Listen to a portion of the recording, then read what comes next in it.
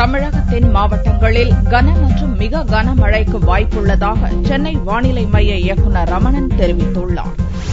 வெள்ளியன்று செய்தியாளர்களை சந்தித்தார் சென்னை வானிலை மைய இயக்குநர் ரமணன். கடந்த சில நாட்களாக நிலநடுக்கோட்டுக்கு அருகில் உள்ள இந்திய பெருங்கடல் மற்றும் அதை ஒட்டியுள்ள தென்வங்க கடல் பகுதியில் நிலவி வந்த தாழ்வு நிலையானது இலங்கை ஒட்டியுள்ள தென்மேற்கு வங்கக்கடல் பகுதியில் ஒரு மேலடுக்கு சுழற்சியாக நிலவுகிறது.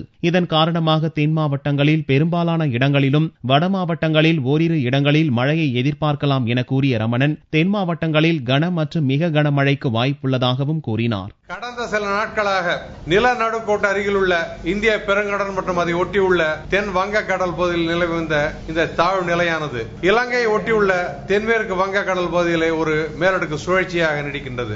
இந்த மேலடுக்கு சுழற்சியின் காரணமாக கடந்த 24 மணி நேரத்திலே தென் மாவட்டங்களில் பெரும்பாலான இடங்களிலும் வட மாவட்டங்களில் ஒரு இரு இடங்களிலும் மழை பெய்துள்ளது. அடுத்த 24 மணி நேரத்திலே இந்த மேலடுக்கு சுழற்சியின் காரணமாக தென் மாவட்டங்களில் பெரும்பாலான இடங்களிலும் வட மாவட்டங்களில் ஒரு இடங்களில் நாம் மழை எதிர்பார்க்கலாம். தென் மாவட்டங்களை பொறுத்தவரை ஒரு இடங்களில் கன மற்றும் மிக கனமழை இருக்கக்கூடும். கடந்த 24 மணி நேரத்தில் அதிகபட்சமாக சாத்தான்குளம் மற்றும் திருச்செந்தூரில் 19 சென்டிமீட்டர் மழை பதிவாகியுள்ளது.